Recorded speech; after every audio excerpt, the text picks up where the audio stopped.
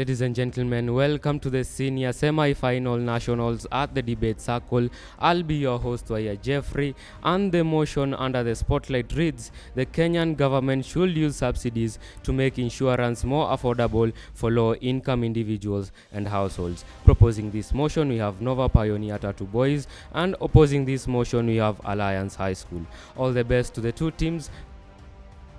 First speaker, team proposition, you have 3 minutes.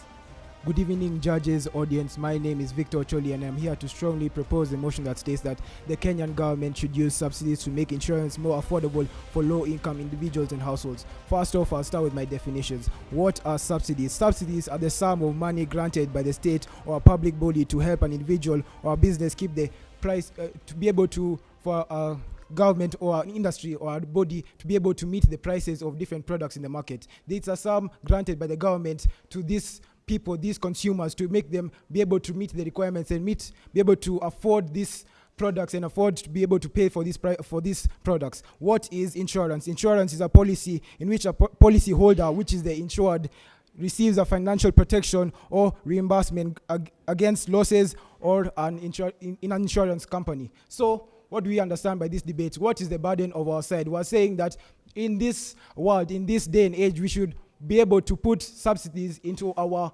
order and into our lives, because when we introduce subsidies, we make the rich and the poor, the gap between the rich and the poor close. This is the fact of the matter is the poor, the low income earners, the low income individuals do not have the financial capabilities to be able to meet these insurance policies. They do not have the financial powers to meet these demands. So when we give them subsidies, when we give them a chance to be able to get these opportunities, to be able to get this chance to get these insurance policies, we have closed the gap. This leads to my first point. It leads to financial inclusion. Both the rich and the poor get a chance to receive these financial policies and receive these these insurance policies that will help in different areas. First of all, we need to understand that insurance covers a lot of areas. Insurance covers motor insurance, health insurance, general insurance, liability insurance, education insurance. These are one of the many insurance policies that when we introduce subsidies into the market and when we introduce subsidies to the consumers, they will be able to acquire. Secondly, for my second point, it enhances risk management. When you give the poor a chance and the low-income earners a chance to be able to receive this type of services and receive this type of opportunities to be able to get this cost kind of reduced so that it can meet their salaries and meet their wages, we get to see that they can be able to plan out their futures and not get stuck by the financial burdens that they, let's say, incur when this insured risk comes to happen. Let's say they incur a risk of fire or theft. The poor and the low-income earners will be able to not have to feel the whole burden of the risk, but rather with the chance that they get from these insurance policies through the subsidies, they'll be able to, let's say, plan for, in a business, let's say plan for an insurance, let's say plan for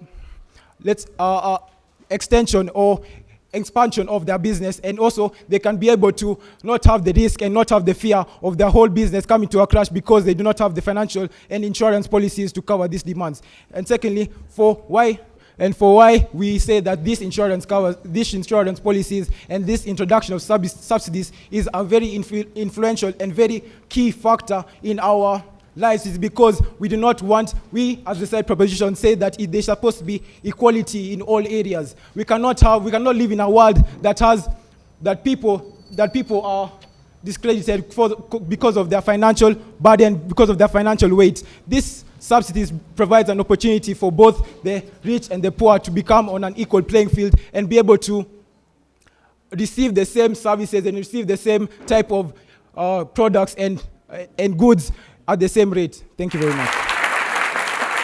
First speaker, team opposition, you have 3 minutes. Allow me to begin this our team's presentation with a rebuttal from our side.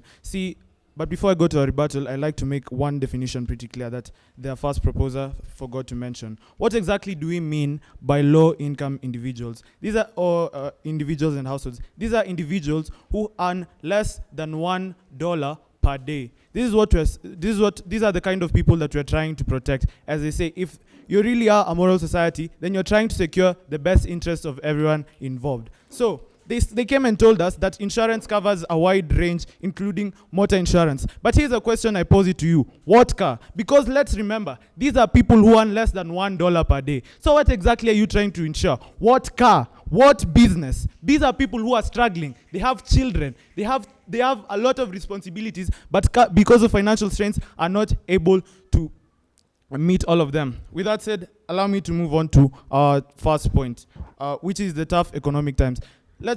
The motion is very specific on the Kenyan space, hence the term the Kenyan government. And in our current status quo in Kenya, we have tough economic times.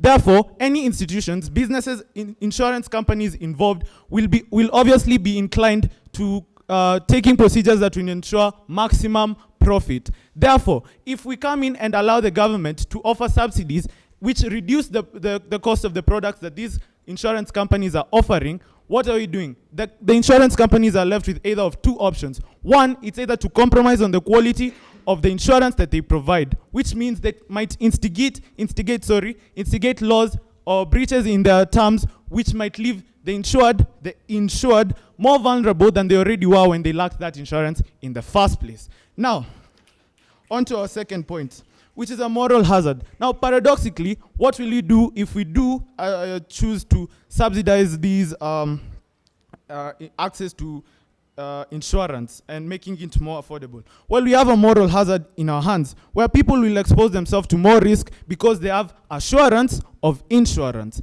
But again, if you're trying to look at to secure the interests of your people, and you really are a moral society which aims to do that, then you will not be exposed. You will not let your people expose themselves to risk because they have assurance of insurance. Then moving on to my last presentation, which is market distortion. By introducing these subsidies, which is in the point I mentioned earlier, we reduce the income on the insurance companies and we distort the allocation of funds. Therefore, as I said earlier, we are left with either of two healths, where these people are either left or are given low quality insurance with breaches that might make them more vulnerable or even worse. So I urge you to join our side of the house in opposing the motion that states that the Kenyan government should use subsidies to make insurance more affordable for low-income individuals and households. Thank you. That has been my time, and I hope that the proposition's insurance partner will be able to cover the damages to their case. Thank you. Second speaker, team proposition, you have 3 minutes. The Kenyan government should use subsidies to make insurance more affordable for low-income individuals and households. My name is Larry Dede, and I'm here to strongly propose the motion. Now, before I go on to my multitude of points, I'd like to just come here and do a few of rebuttals. They said that the low-income individuals are people who earn less than $1 a day, and then they attacked my speaker on an example of types of insurances, about what motor, what car, and all of these things. And we'd like to talk about how the fact that these low-income individuals or households, we were giving an example, basically. You said that what businesses? There are businesses that they do start so that they can try and fund themselves to make more money so that they can get out of their low income situations. You said that the insurance companies are not going to be making any money, and thus they're going to have to use a lot of loopholes. Subsidies is the government giving them money, meaning that they will still make more money. It's an add-on so that the mom and boggers and the people in the low-income households and families can add on the slight that they can so that they still get the insurance.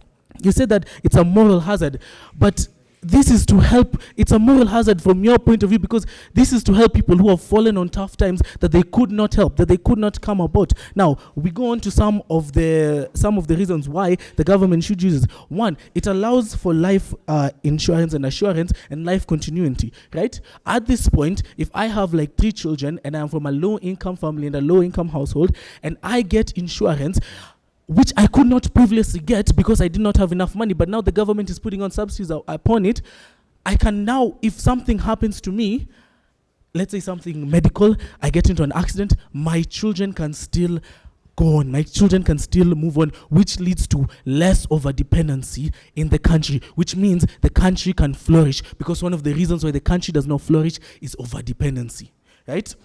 we move on to the fact that they insure the informal sectors, right? They can promote it because once again they have insurance for their businesses, they have insurance for the things that they are helping them with their businesses. And then what happens? Since they're able to put in more money, since they're able to put in money into the insurance, if anything happens to them, they're not going to watch everything that they have worked for and earn just burn right before their eyes.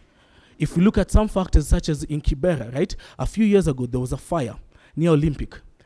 And many of those people who were interviewed by KTN, they said that as of right now, they had nothing. Why? Because they didn't have insurance. They didn't have anything that could bounce them back up. And it's only due to help of like different NGOs which allowed them to come back up. But now if you have the insurance, right, these people are able to bounce back up, and you see that the money that they are making, yes, it can still be beneficial to the economy. Once again, meaning that this is not just beneficial for them, it is beneficial for everyone living in Kenya. As you have so promptly said, the Kenyan government, meaning that we're using the Kenyan society. Second speaker, team opposition, you have 3 minutes. Allow me to start my team's presentations with a few rebuttals from our proposing side. Number one, just to emphasize, what is insurance? Insurance is protection from an unforeseen circumstance. Now, this is a man who makes 500 every day, going to Mjengo with 6 children, a wife, and cousins who live with him because they couldn't find a job. Now, tell me, how is this man supposed to pay a premium of 400 shillings every single day if he doesn't know where 100 for Unga is going to come today? And by the way, Unga is not 100. Unga is how much? Unga is nearing 300 because of subsidies that were failing in the previous administration. Case study, look at Kenya before the election. They subsidized Unga, which highlights another nature of subsidies. They are temporary. They come and go. This is not something these people who are poor can depend on each and every single day. So let's take that case study. Before the election, Unga was subsidized to around 200 shillings. What happened after the election? It went away. People like you and me were wondering where we're going to get 300 shillings for ugali. Now, which makes me wonder, if this is a person who makes 400 shillings every single day, how are you going to give him the assurance of insurance? Number two, you told us bridging the gap between the rich and the poor. Now tell me, because this premium is going to be available for, this subsidy is going to be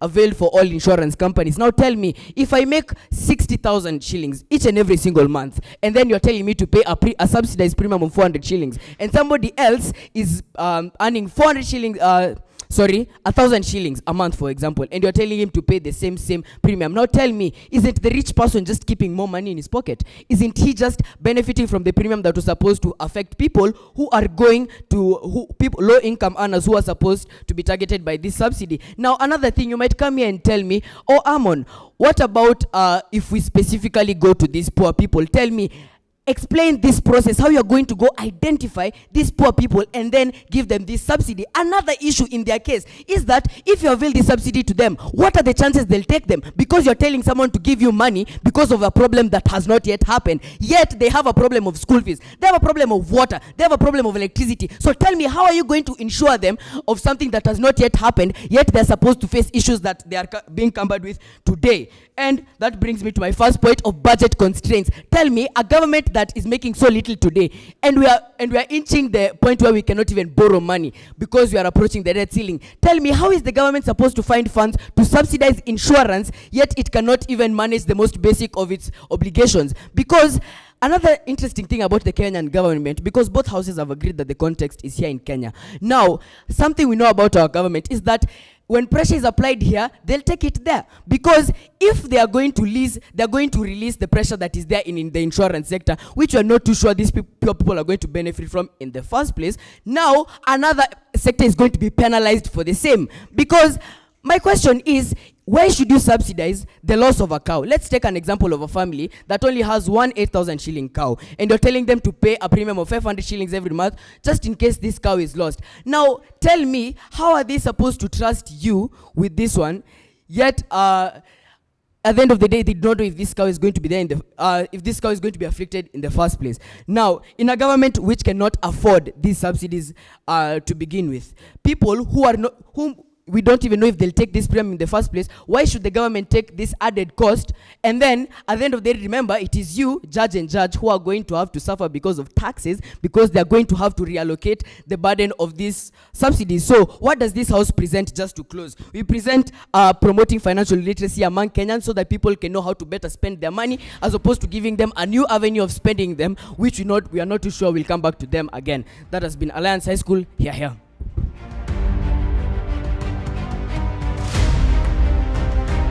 That speaker team proposition, you have 3 minutes. Good evening, ladies and gentlemen. My name is Michael Solomon, and I'm going to be the third proposition speaker for Nova Pioneer Tatu Boys. With that being said, I'll move on to some of the rebuttals that we noted from the opposition. The opposition came up here on stage and talked about the people being affected by insurance not being able to afford cars and motor vehicles. That is a very specified mode of thinking. There are other modes of insurance. There's property insurance, there's health insurance, there's general insurance, there's academic insurance, and there's liability insurance. If you centralize on one specific type of insurance, you'll not be able to get the whole aspect of our argument. Furthermore, they are talking about manipulation or not being able to fully receive the services that they deserve. Let me just tell you something. This is an initiative by the government. The government are the biggest accountability watchdogs in this country. As long as the government are the centralized part of it, they cannot allow the manipulation of their citizens, and that's a cold hard fact. They also talked about the whole issue of premiums not being affordable to the people earning 400 a day. My friend, you can decide to move the premiums on a monthly basis. If he's earning 400, at the end of the month he'll have roughly 32,000. So you're telling me out of that 32,000 he can't afford to remove 400? That is plain nonsense. Furthermore, they're asking about how is the government supposed to acquire money. You simply divert the money from other sectors. If it's health insurance, you take the money from the health sector and insure people on the health sector. It's that simple, diversion of money. It is not rocket science, ladies and gentlemen. Furthermore, I'll move to my first point, which is social stability. Ladies and gentlemen, social stability is the backbone of economic growth. The only way to promote economic growth in this country is to make sure people are safe from the risk that they are facing. How are they supposed to grow if there's no social stability? When people have access to affordable insurance, they are better equipped to deal with health-related challenges, and they can lead to improved social stability and reduce strain on the public welfare system. Second point of the day, reducing disparities in society. The gap between the rich and poor is massive right now. The only way we can reduce it is to make sure that the risks being faced by the poor are not as detrimental to them, and that's what we're trying to do. And my final point would be to emphasize on how our SDGs are being solved. Number one, no poverty. It's being solved by general insurance, because if those people are afflicted by things that destroy their means of earning an income, they can be reimbursed and they avoid poverty. There's also good health and well-being through health insurance. There's also quality education through academic insurance. There's decent work and economic growth through liability insurance. We are trying to complete the SDGs. And furthermore, the opposition has come up here on stage and complained for the past 10 minutes, and I am absolutely sick of it, because they have not given us any viable solutions. So if insurances are not the answer, or if subsidies are not the answer, then what on earth is the answer to stop poverty? What on earth is the answer to make sure that you reach a place of economic stability? That is the question, ladies and gentlemen. It's not about UNGA, it's not about elections, it's about the solution that we need right here and right now. And that's a fact. Alliance boys, shape up or step out. Thank you. Third speaker, team opposition, you have 3 minutes. Ladies and gentlemen, as our wise judges once said, good evening. Now, my name is Alvin Karanja, Alliance High School team side opposition, and allow me to begin my debate with rebuttals. So, they came and gave us very, very many examples of insurance, property, educational insurance. But ideally, what are you insuring if people do not have funds in the first place? What exactly do you want to insure if people are not able to afford these things? Second of all, we came and asked you a question that you have not been able to answer. Why should the government ideally not subsidize more important needs? For example, food and health, rather than focusing on insurance, which is not going to be taken by people in the first place. And on to my points. But before that, allow me to answer my question. The question was asked that through teaching, how are we ensuring that we grant opportunities to make, to help these people be able to ideally make more money? But and that was in line with financial literacy. But what we come and tell you is that financial literacy ideally is not to grant opportunities. If anything, we are helping you manage the little funds that you already have. Those funds that you have gathered from the small business that you have, that is what we are helping you manage. We're helping you understand how you should manage these funds that you have accumulated as an individual. Now, they came and questioned us and said that we had not provided a solution. But one thing we came and told you is that the best solution was to provide financial literacy, where we're able to help this person ideally get the rightful needs based on what this person has. And on to my points. First of all, we came and talked about how corruption is ideally limiting insurance. We gave you an example of Unga, and if that was not enough, let's go to an example of maize. Maize before elections was subsidized for 100 days. 100 days. And so they have not been able to tell us ideally where this money went to. So we can only conclude that it went to people's pockets, right? And this only results in one thing: corruption. Corruption has limited insurance or rather subsidies. The government is not able to provide subsidies for these people. So if it is not able to provide subsidies for very, very basic necessities like food, maize and unga, what's to say that the government is going to provide subsidies for things like insurance? Second, we came and told you that there is a cost burden to the government. The government faces economic constraint. And we explained how much the government is going to use in ideally providing subsidies. What is this going to result in? This is going to result in more taxation to even the people who are earning low incomes in a bid to provide to get money to grant subsidies in the first place. The government is going to have to get more money from somewhere, which, as of the current trend, has been taxes. The government is going to overtax you and that lower income earner in a bid to get money to provide subsidies in the first place. Ideally, and one thing they came and talked about was bridging the gap between the rich and the poor. But as we all know, the government is not able to provide subsidies to everyone. So what metric is the government going to use to ideally say that this person deserves a subsidy more than this person? And how is this bridging the gap between the rich and the poor if ideally only a group of poor people are actually going to get the subsidies? How is this bridging the gap between the rich and the poor and bridging the disparities of social inequity in the first place if the government is ideally going to choose other people over others? How is this promoting social equity? You have failed to answer that question. My name is Alvin Karanja once again, and this has been my time.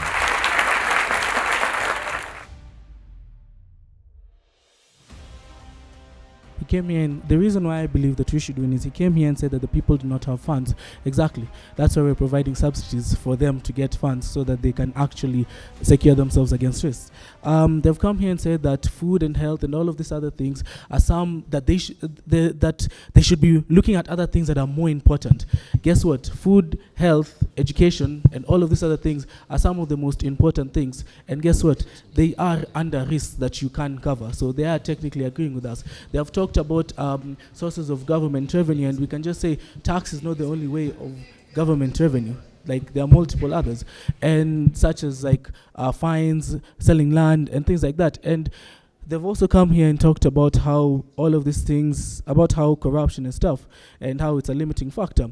We can work on the corruption. We can get external and international watchdogs to come for us. But at the end of the day, if we do not look after the low-income people, if we do not look after the low-income households, then what's going to happen is that the society is not going to move forward. The society is just going to be stuck and even go back, and to the point where any of the SDGs that any of us are dreaming and hoping for us to achieve will be nothing but a dream. Thank you.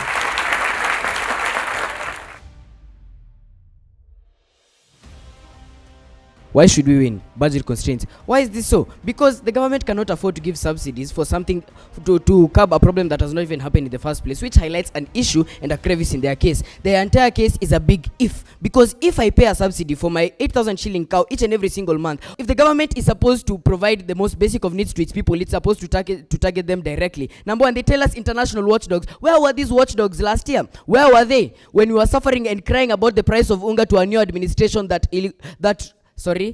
was deaf on our pleas? And another issue with in providing subsidies to these insurances, because we cannot keep them to account, because they are prone to corruption. Because if they can comfortably come here and tell me they are going to trust the government to allocate billions somewhere, then I will accept they have won. If you can trust the Kenyan government to put money on anything that is supposed to reach you directly. If you can confirm that to us, if you can prove to the Kenyan people that a government that has stolen from them before, a government that will steal from them before, and a government that is going to lie to them about subsidies is not going to do the same in this matter to ensure the welfare of Kenyan people, then maybe your case might stand. But that is not the reality. You want solutions? We told you financial literacy. We told you fostering competition. You want another solution? Your dilute case. My name has been Awan Kiprotich, Alliance High School. Here.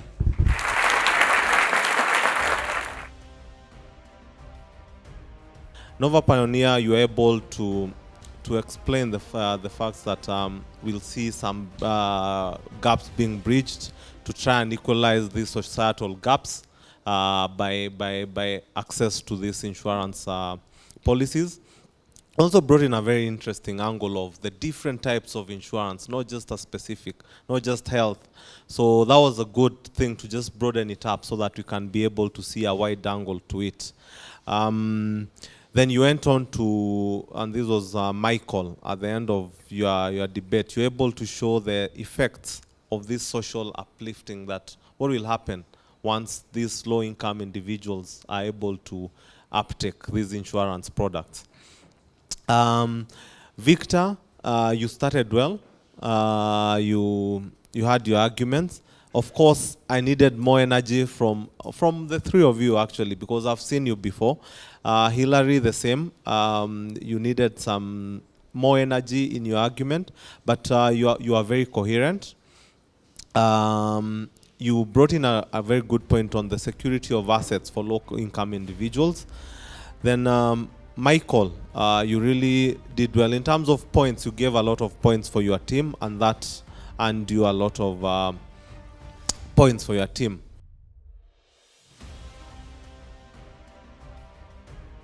I thought that Alliance High actually had an upper hand. If I was given this motion, I could have been on that side. It came out from the proposition on monthly payment. I think it was made by Michael when you talked about monthly payment. I expected Team Alliance to actually talk of flexi products instead of subsidies. Have a way of paying mdogo, lipa pole pole, until you're able to cover whatever you're supposed to cover. I expected from your team to bring out the issue of claims management. Now when subsidies are done, and for example, many claims arise based on why the low-income earners use, let's speak of fire, for example. They're using charcoal jikos, so ideally they're more prone to actually fires. So there will be more claims to the insurance companies. As a result, losses. Remember, most insurance companies are private actors. Well, the other points on budget constraints and so on were there, and they were well, but I felt you should have also brought out the bridging between the informality of the low-income earners and the formality of the insurance sector. That informality and formality needs to be merged either through, I had literacy, but I think also the manner of communicating insurance to low-income earners in a way that it's understandable for them, and also tweaking the policies to suit low-income earners.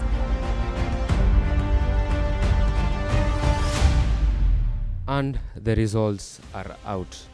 The judges have awarded Alliance High School with 70.8%. A round of applause for Alliance High School. And the judges have awarded Nova Pioneer with 71.3%.